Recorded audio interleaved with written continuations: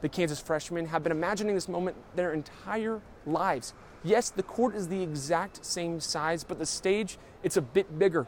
And as the young Kansas freshman will tell you, fulfills a childhood dream. KU won an impressive 27 sets to their opponent's 8. Yeah, you heard that right. Against 8 different teams in 9 games, the Jayhawks only dropped 8 sets. I'm here in downtown Kansas City at the Sprint Center, home of the 2019 Big 12 Tournament Championship. I have the trophy right here over my left shoulder, which will be given to the winner on Saturday, as well as an automatic bid to the 2019 NCAA Tournament later this month. Zach Fisher courtside here in the Vivint Smart Home Arena in Salt Lake City, Utah. We await the Kansas Northeastern matchup, but first we have to wait for the New Mexico State Auburn matchup right before that 5-12 matchup there. But talking about Kansas and Northeastern, some of the keys to the game really quickly. So as you can see, the excitement from the last season carries over, so stick around for more from Allen Fieldhouse. Back to you in the studio.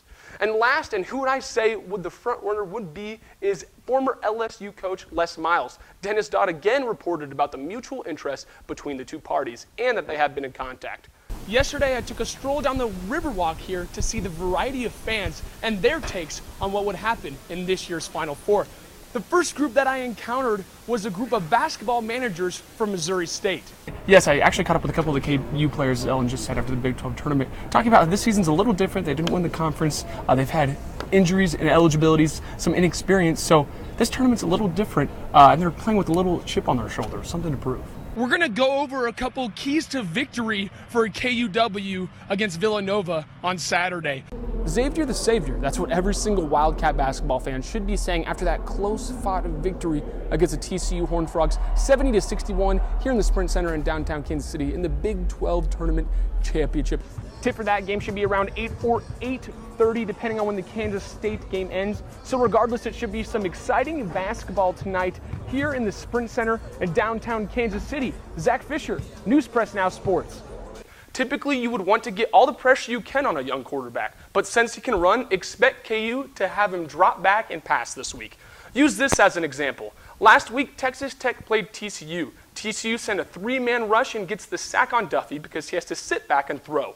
Later in that game, TCU sends a 5-man blitz and Duffy reads it perfectly, finds the gap for the 38-yard touchdown run.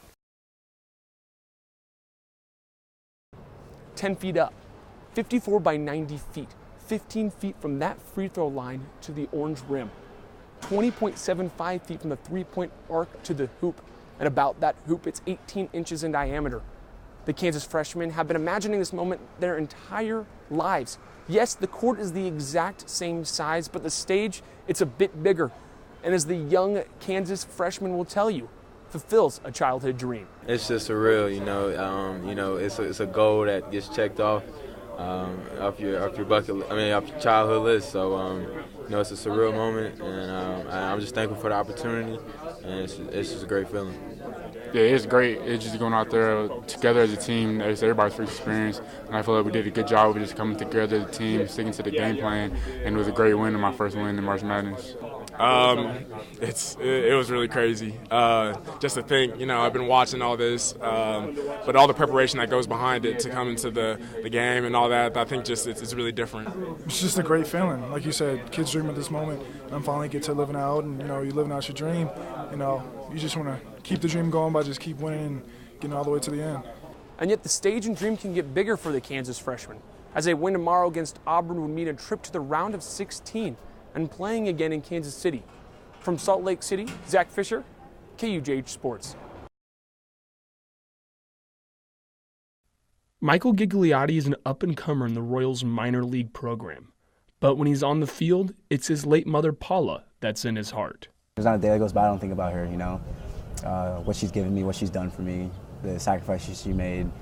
She made a whole 180 on her life, and just to raise me, and doing this out here every day, like living the dream, it's like I try and just pay her back, the love, the hardship she went through for me. She can do all that, then I can bust my butt out here every day. Michael's mother passed away in 2010, leaving older brother Anthony to fill her shoes. Michael credits Anthony for making him the man he is today. I didn't really have a father growing up. My brother, when my mom passed, he 110% raised me, to the man I am today. He took on the business, the house, me. He could have said, you know, I need help, someone else take it, my uncle, you know, you name it. But he, you know, he sacked up and he got everything together and took care of me.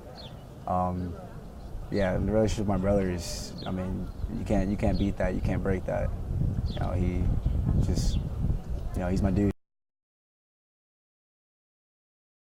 Zach, just like Julie said, I'm having a great weekend. I'm headed to the Chiefs game. You should be jealous. I am very jealous, but you better bundle up because it's a night game Sunday night. That should be very interesting. Are you tailgating? Oh, I'm tailgating, barbecuing. We're doing it all. Okay, now I'm extremely jealous. That should be a good game against the Bengals. And there's a sunny weekend ahead. Will bode well for all KU sports. That is for sure. Coming up on KUJH, we take a look at KU women's soccer wrapping up their Big 12 play for the season. And plus, we break down KU's football matchup against Texas Tech this weekend. Stay with us. Welcome back. I'm Zach Fisher. KU volleyball was tearing it up for more than a month, winning 9 games in a row. That streak ended this Wednesday in Manhattan. The Jayhawks were not able to get it done on the road, losing 1 set to the Wildcats 3. The first set, the Jayhawks dropped 25-19. In the second set, K-State was up 21-18, and KU finished on a 7-2 run to go on and win it. The fourth set was the real heartbreaker for the Jayhawks here as they were up 24-22 and needed 1 more point to force a 5th set. K-State tied it up 25-25 and would go ahead to win the last 2 points. Don't be scared, though. The Jayhawks have been a different team through their 9-game winning streak. KU won an impressive 27 sets to their opponent's 8. Yeah, you heard that right. Against 8 different teams in 9 games, the Jayhawks only dropped 8 sets. And 4 out of 8 of those sets came to Big 12 foes in Oklahoma and West Virginia. And it was not an easy schedule for them to beat at all, as they also took on the 23rd-ranked Baylor Bears and the 4th-ranked Texas Longhorns. And comparing these games to the first 9 games of the season, you see a different Jayhawk team. And the winning streak, the Jayhawks averaged an astonishing 24.5 points per game compared to 22 in the first 9 games of the season. So KU looks to get back into the win column tomorrow at home against Iowa State. Go check the game out at 1 or catch it on ESPN+. It is that time of the week when my reporter hat comes off and it is replaced by a visor and a whistle. The Coaching Corner is back, and the topic is Kansas football. Texas Tech are the 18.5 favorites this week in Lawrence. The Jayhawks are huge underdogs. But I have 2 reasons why I believe KU will send the Red Raiders back to Lubbock with an L. First, Texas Tech is without their stud gunslinger in Alan Bowman. Their backup Jet Duffy is in his 2nd week starting for Bowman, and he's a run-dominant quarterback so far. KU will have the more experienced quarterback in Peyton Bender, and same for Carter Stanley. Second, our defense still leads the nation in takeaways per game. Typically, you would want to get all the pressure you can on a young quarterback, but since he can run, expect KU to have him drop back and pass this week. Use this as an example. Last week, Texas Tech played TCU. TCU sent a 3-man rush and gets the sack on Duffy because he has to sit back and throw. Later in that game, TCU sends a 5-man blitz and Duffy reads it perfectly, finds the gap for the 38-yard touchdown run. Ladies and gents, book it. KU football is about to have their first 3-win season since 2014 and end Texas Tech's 11-game win streak against the Jayhawks. KU soccer starts a tour of Texas this weekend, taking on the 17th-ranked Texas Longhorns tonight and the 13th-ranked Baylor Bears on Sunday. The 10-3-2 Jayhawks have a huge weekend in front of them after coming off a loss in their final home game of the season against Texas Tech. This weekend could push Kansas to the top of the Big 12, or it could push them down in the middle of the pack. They are currently sitting at 3rd in the conference. Even winning one of these 2 games would be huge for the Jayhawks. Some other sporting events that are taking place this week include the rowing team. They have their Jayhawk Jamboree on Sunday. And on Sunday as well, the women's golf team is in South Carolina through Tuesday for the Palmetto Intercollegiate. And men's and women's cross country have their Big 12 championship next Friday to wrap up their Big 12 races for the season. It should be a week chock full of rock chalk action that you won't want to miss.